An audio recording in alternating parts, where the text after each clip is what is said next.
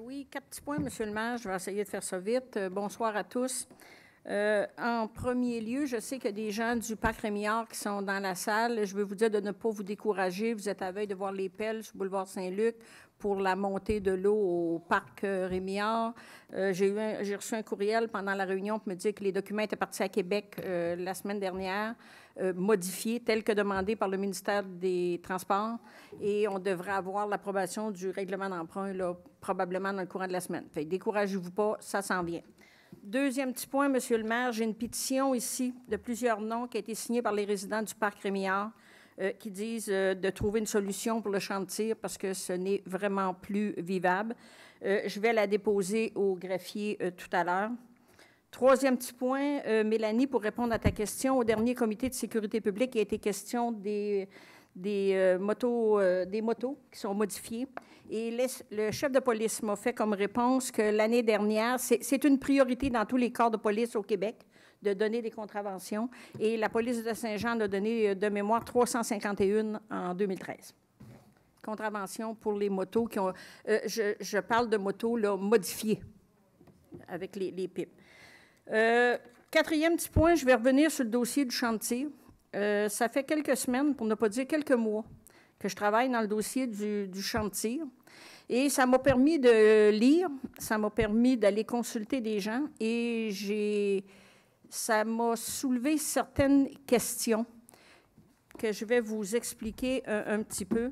La première des choses, le champ de tir a vu le jour en 1962. Il est dans la zone blanche. Vous savez qu'au niveau du zonage, on a du blanc, on a du vert. Le champ de tir est dans la zone blanche. Mais au niveau de la ville, il est zoné agricole. Le pourquoi, c'est très simple, c'est qu'en 1962, il n'y avait pas de plan d'urbanisme à la municipalité de l'Acadie. Le premier plan d'urbanisme est arrivé en 1984-1985, et c'est à ce moment-là qu'on a fait des règlements de zonage et tout. Et comme lui, il était déjà agricole à l'époque, en 1962, on n'a pas modifié rien, on l'a laissé au niveau de la ville, je dis bien. Il est en zonage agricole. Donc, le champ de tir qu'on parle aujourd'hui, il est en droit acquis. Quand on parle de droit acquis, on parle d'usage.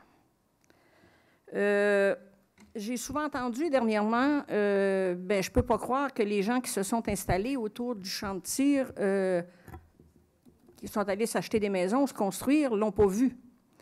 Eh bien, je peux vous dire qu'ils l'ont certainement vu, mais je ne suis pas certaine qu'ils l'ont entendu.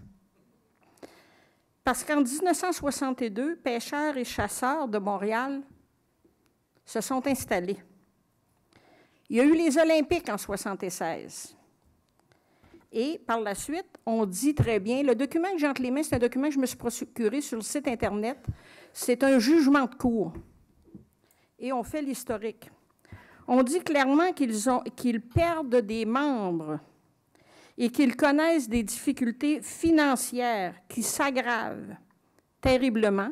On est en 1960, après les Olympiques, 1977.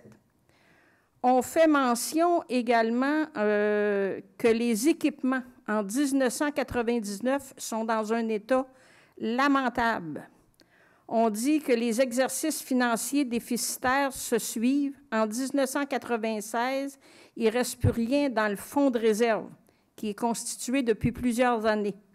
Donc, pour ceux qui me suivent, là, entre 1977 et 1999, si on était dans des déboires financiers, c'est probablement parce qu'ils ne se tiraient pas beaucoup de coups de fusil à cet endroit-là.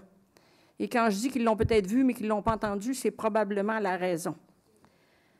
En 2000, 99-2000, les propriétaires actuels l'ont acheté. On se rappelle, pour ceux qui étaient présents à l'époque à l'Acadie, en 2001, d'une balle de fusil qui est arrivée dans une armoire de cuisine sur la rue Godin. Une dans l'armoire de cuisine, un autre pas très loin. C'est à ce moment-là qu'il y a eu des poursuites.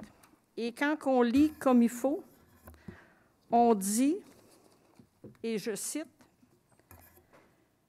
on affirme que l'incident en litige, on parle de la balle dans l'armoire de cuisine, serait la cause de la fermeture du champ de tir à l'arme de poing du 15 mai 2001 au 16 juillet 2002 et de la fermeture du champ de tir à la carabine du 15 mai 2001 au 25 de février 2004.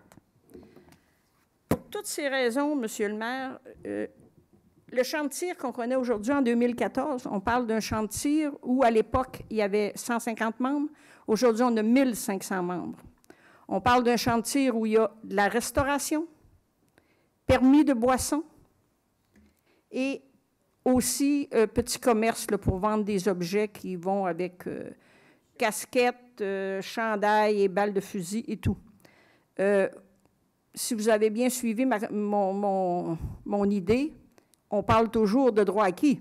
Je me demande si en 1962, on faisait de la restauration, on avait un permis de boisson et qu'on avait un commerce à l'intérieur du champ de tir.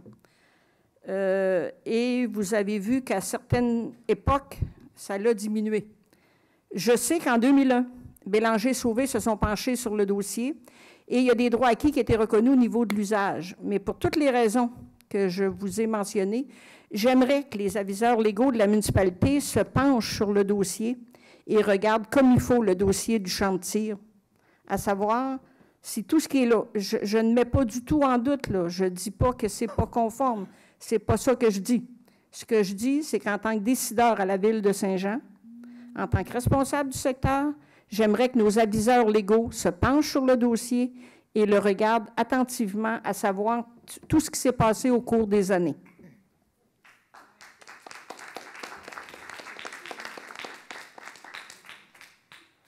Est-ce que ça prend une résolution, Monsieur le maire? Ou si le greffier va... Monsieur Lapointe va nous demander ça. C'est-tu correct? Ça prend déjà? Oui. Monsieur Lapointe me dit, Mme Marcoux, que la demande va être acheminée. On n'a pas besoin de résolution. Parfait. Merci.